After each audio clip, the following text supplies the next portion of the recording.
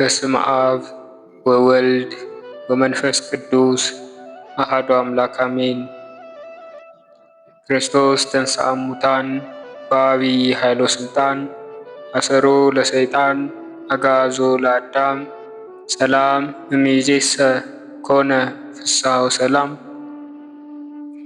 እንኳን ለብፁዕ አባታችን ለአቡነ ገብረ መንፈስ ቅዱስ ወርሃዊ መታሰቢያ በዓል እንደዚሁም በዚህ ዕለት ታስበው ለሚውሉ ቅዱሳን ዓመታዊና ወርሃዊ በዓላቸው በሰላምና በጤና ደረሳችሁ። ከዚህ በመቀጠል በግንቦት 5 ቀን የሚጸለይ የጻድቁ አባታችንን የገድል ዜና እንደሚከተለው እናሰማለን። አንድ አምላክ በሚሆኑ በአብ በወልድ በመንፈስ ቅዱስ ስም አሜን።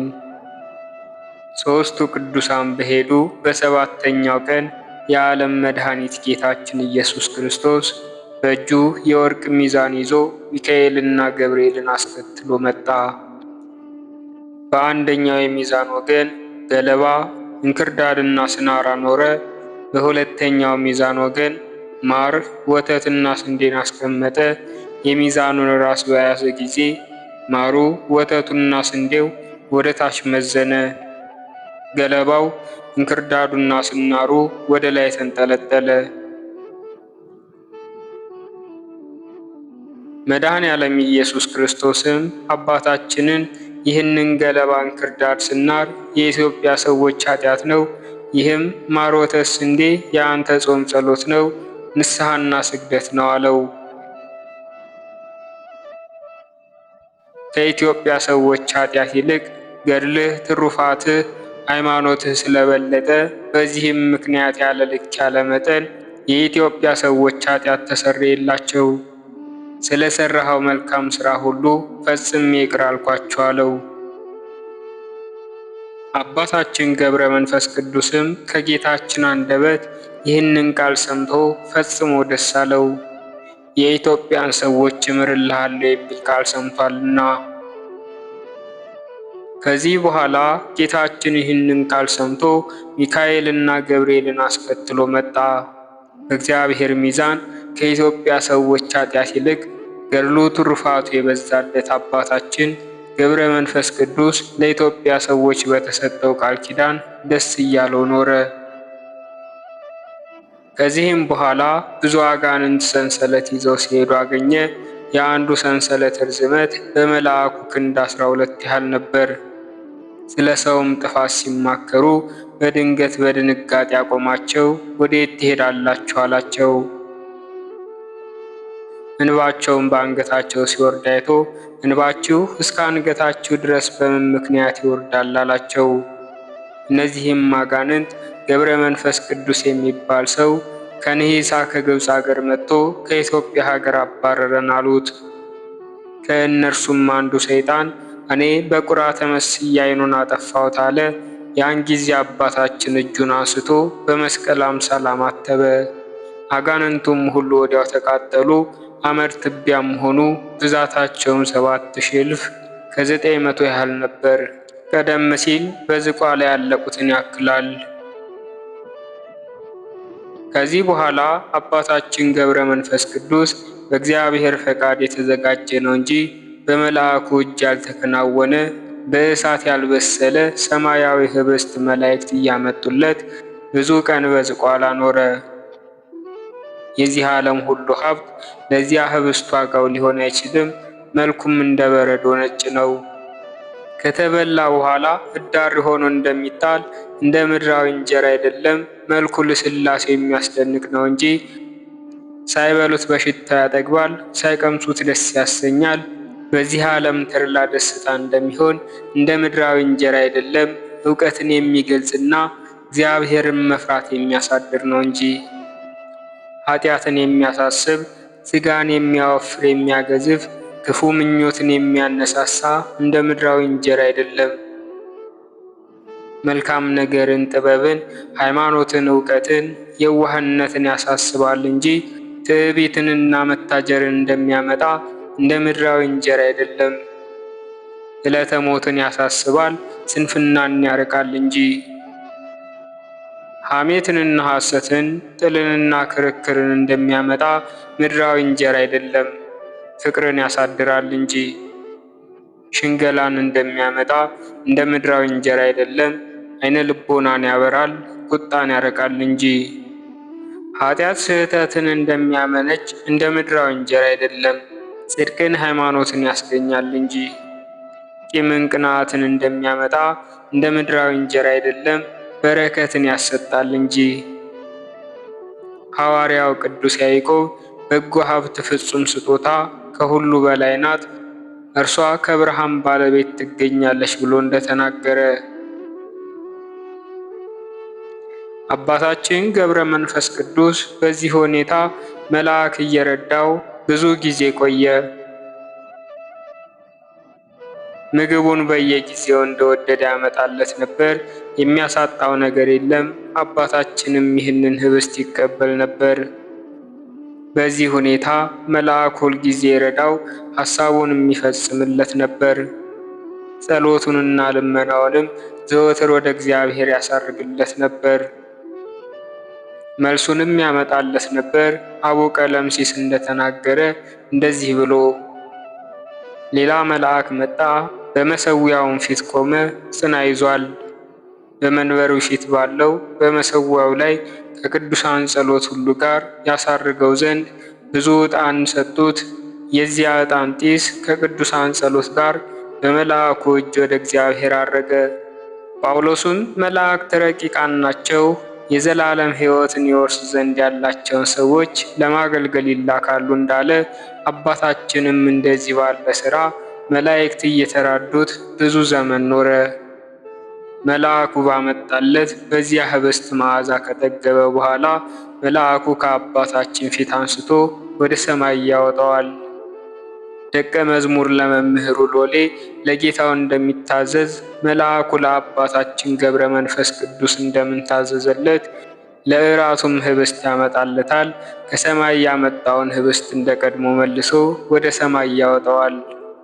እንደ መልካም አስተናጋጅ ይታዘዝለት ነበር። መልአኩ የሚታዘዝለት ለእርሱ ብቻ አይደለም፣ ለወደደው ሁሉ ይላላከው ነበር እንጂ። አባታችን ገብረ መንፈስ ቅዱስ እንደዚህ ባለ ሥራ ብዙ ዘመን ኖረ። ከዚህ በኋላ ጌታችን ኢየሱስ ክርስቶስ ለአባታችን ተገልጾ ታየው። ወዳጄ ገብረ መንፈስ ቅዱስ ሆይ በሆድ ሳለህ አወቅኩህ፣ ከማኅፀን ሳትወጣ ቀድሼሃለሁ፣ በአንተም ደስ ተሰኝቻለሁ። ሥራህን ወደድኩ፣ አንተ ግን ሞትን ጠልተህ ሕይወትን ወደድክ። ራስህን ለጽድቅ አስገዛህ፣ ንጽሕናን ቅድስናን ገንዘብ አደረግ። ስለ ስሜ ብዙ ደከምክ፣ በረሃብ በጥም በቁር በብርድ በመራቆት ብዙ ገድል ተጋደልክ። እነሆ በእኔ በአባቴም በመንፈስ ቅዱስም ዋጋህ ብዙ ነው። አንደበትህን ገተህ ዝምታን ትዕግስትን ገንዘብ አድርገሃልና አፍህም ከንቱ ነገር አልተናገረምና ከንፈሮችህም አመፅን አልተናገሩምና ጸሎትን፣ መዝሙረ ዳዊትን፣ ስብሐተ ሙሴን፣ መኃልየ ሰሎሞንን በማድረስ ጸንተህ ኖረሃልና ስለዚህ ጽድቅ ሆኖ ተቆጠረልህ። ጽና፣ በርታ፣ ተጋድሎህን ፈጽም፣ እኔ ለዘላለም ከአንተ ጋር እኖራለሁና። ዳግመኛም ከመላእክት የሚመጣልህ ምግብ ምንድን ነው አለው። በምድር ላይ ድካምን አብዝተሃልና። አባታችን ገብረ መንፈስ ቅዱስም ጌታዬ ፈጣሪ ሆይ ከታናሽነቴ ጀምሬ እስከ ዛሬ ሰዓት ድረስ ሳይገባኝ በመልአኩ እጅ ስትመግበኝ ይኖርሃል። ጌታዬ አምላኬ ሆይ ምንም ያጣሁት ምግብ የለም አለው። ጌታችንም አባታችን ገብረ መንፈስ ቅዱስን ከዛሬ ጀምሮ ምግብህ ከገነት ፍሬዎች በየቀኑ 77 ፍሬ ይሁን አለው። መላእክትም ዘወትር እንዲያገለግሉት ከገነት ፍሬዎች እንዲያመጡለት አዘዛቸው። ጌታም አባታችንን ህብስት ብሰጥህ ፈጽሞ አልበላህም፣ ጽዋውንም አልጠጣህም፣ ሁሉም እንደመላ ይመስላል፣ ባየኸው ጊዜ ብቻ ትጠግባለህን አለው። አባታችንም መልሶ ህብስቱን አልበላሁም፣ ጽዋውንም አልጠጣሁም፣ ነገር ግን በጽኑ እምነት ህብስቱን ጽዋውን በእጄ ይዤ ባርኬ ሰውነቴ በማየት ብቻ ጠገበች፣ ምድራዊም ቢሆን ሰማያዊም ቢሆን እስከ ዛሬ ድረስ ምንም አልቀመስኩም። ጌታችንም አባታችን ገብረ መንፈስ ቅዱስን በመንፈስ ቅዱስ ቅባት የታተሙ ውሃን ያልጠጡ እህልን ያልቀመሱ ከንፈሮችህን አምጣ ብሎ ሳመው። ወደ ሰማይ አወጣው። ኤዶም ወደሚባል ገነትም አወጣው። ቦታውም ጻድቃን ሰማዕታት ሁሉ የሚገቡበት በወርቅ የታነጸ ኤረር ይባላል። ምሰሶቹም 150 እልፍ የወርቅ 150 እልፍ የብር ናቸው። ከውስጡም ወተትና ማር ይመነጫል። ቡሩክና ደግ ለሆነው አባታችን ገብረ መንፈስ ቅዱስ ትዕቢተኞች ክፎች የማይገቡባት መሰረቷ ያማረ ከፍ ያለች ጽርሐ መንግስትን የመንግስት አዳራሽ አሳይቶ ይህ ሁሉ ያንተ ሀገር ነው አለው። በውስጡም ለዘላለሙ መከራ፣ ድካም፣ ሐዘን የለበትም ለዘላለሙ ጸንቶ የሚኖር እነሆ ሰጠሁህ አለው። ነገር ግን ገድልህን ፈጽም ብሎ ጌታ ይህንን ተናግሮ ከእርሱ ተለየ። አባታችን ገብረ መንፈስ ቅዱስም ክርስቶስን ያላወቁ አሕዛብ ወዳሉበት ወደ አረብ ሀገር ሄደ። ከዚያም ደርሶ በአውራ መንገድ መካከል ቆመ። ይሄውም የነገሥታት የመኳንንት መተላለፊያ ጎዳና ነው። በዚያን ጊዜ ዳግመኛ ጌታ ታይቶ አነጋገረው። በዚህች መንገድ ከሰማዕታት ሁሉ 2 እጥፍ የሚበልጥ ሰማዕትነት ታገኛለህ። ነገር ግን ጽና አለው። ጽኑ መከራ ትቀበል ዘንድ አለህና። ያን ጊዜ ይህንን ተናግሮ ከዚያች መንገድ ትቶት ተሰወረ። ከዚህ በኋላ የአረብ ንጉሥ ብዙ ሹማምንትን አስከትሎ መጣ። ጣዖታቱን የተሸከሙ ሰዎች ተከትለውት ነበር። ጣዖታቱን የተሸከሙ ሰዎች አባታችን ገብረ መንፈስ ቅዱስን ባዩ ጊዜ ደነገጡ፣ በምድር ላይም ወደቁ። 15ቱ ጣዖታት ሁሉ ወድቀው ተሰባበሩ። ንጉሡም አባታችንን ፀጉር የለበስክ አንተ ምንድነህ? ሰው ነህን ወይንስ ሌላ አለው። አባታችን ገብረ መንፈስ ቅዱስ ያንን ከሃዲውን ንጉሥ አዎን እኔ ሰው ነኝ፣ የጌታዬ ኢየሱስ ክርስቶስ አገልጋዩ ነኝ አለው። ንጉሡ መልሶ ኢየሱስ ክርስቶስ የምትለው አይሁድ ሰቅለው የገደሉትን ነውን? አለው። አባታችን ገብረ መንፈስ ቅዱስም አዎን አለው። ንጉሡም በእርሱ ታምናለህን? አለው። አባታችንም አዎን አምንበታለሁ፣ አላፍርበትም አለው። በሰው ፊት ለተሰቀለው በሰው ፊት እመሰክርለታለሁ። ይኸውም የተሰቀለው ስለ እኔ ብቻ አይደለም፣ ስለ አንተም ከአንተም ጋር ስላሉት ነው እንጂ አለው። ንጉሥ ሆይ በእርሱ ብታምኑ የዘላለም ሕይወት ታገኛላችሁ፣ እርሱ ፈጣሪ ሲሆን ስለ እኛ ስለ ሰዎች ተሰቅሏልና አለው። ንጉሡም ይህንን ቃል ሰምቶ ተቆጣ። ሰራዊትን ሁሉ ጠርቶ እሳት አንድዶ አላቸው። ሰራዊቱም እንጨት አምጥተው እሳት አነደዱ። የኢየሱስ ክርስቶስ አገልጋይ ነኝ የሚል ይህንን ፀጉር ለባሽ ውሰዱና ወደ እሳቱ ጣሉት አላቸው። እሳቱ ለዓይን እስከማይታይ ድረስ ከፍ ከፍ አለ። ነበልባሉም እስከ ሰማይ ደርሶ ይንበለበል ነበር።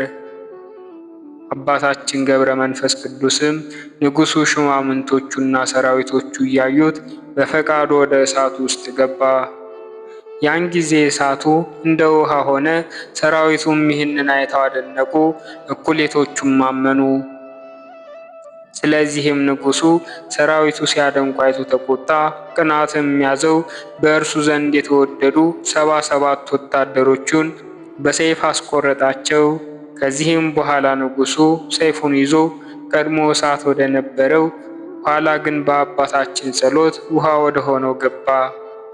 የአባታችን የገብረ መንፈስ ቅዱስም ራሱ ይቆረጥ ዘንድ ወደደ። ያን ጊዜ መብረቅ ከሰማይ ወርዶ ንጉሡን መታው። ሰራዊቱ ሁሉ በመብረቅ አለቁ። ከከሃዲው ንጉሥ ጋር የሞቱ ሰዎች ቁጥራቸው 4000 እልፍ ያህል ነበር። አንድም እንኳን የቀረ የለም። በአንድ ቀን አለቁ። ጌታችንም አባታችን ገብረ መንፈስ ቅዱስን የእኔንና የአንተን ጠላቶች አጠፋሁልህ አለው። አባታችንም በመብረቅ ያለቁ ሰዎችን በድን አይቶ ነፍሶቻቸውንም የጨለማ አበጋዞች አጋንንት እያራወጡ ወደ ሲኦል ሲወስዷቸው ባየ ጊዜ አቤቱ ጌታዬ እንደ ቸርነትህ የእነዚህን ሰዎች ነፍሳት ማርልኝ አለው። ሰው አመፀኛ ነው፣ አንተ ግን ይቅር ባይ ነህ። ሰው ስህተተኛ ነው፣ አንተ ግን ታጋሽ ነህ። በአንድ ከዳተኛ ንጉሥ ምክንያት አቤቱ እነዚህን አትፍረድባቸው። አቤቱ አዛኝ ይቅር ባይ ጌታዬ ስለ እኔ ብለህ ማራቸው፣ ይቅርም በላቸው አለው። የጻድቁ አባታችን የአቡነ ገብረ መንፈስ ቅዱስ ረድኤቱና በረከቱ እንደዚሁም አማላጅነቱ እኛን ሁላችንን ሕዝበ ክርስቲያን ይጠብቀን እስከ ዘላለሙ ድረስ አሜን። ወስብሐት ለእግዚአብሔር ወለወላዲቱ ድንግል ወለመስቀሉ ክቡር። ይቆየን።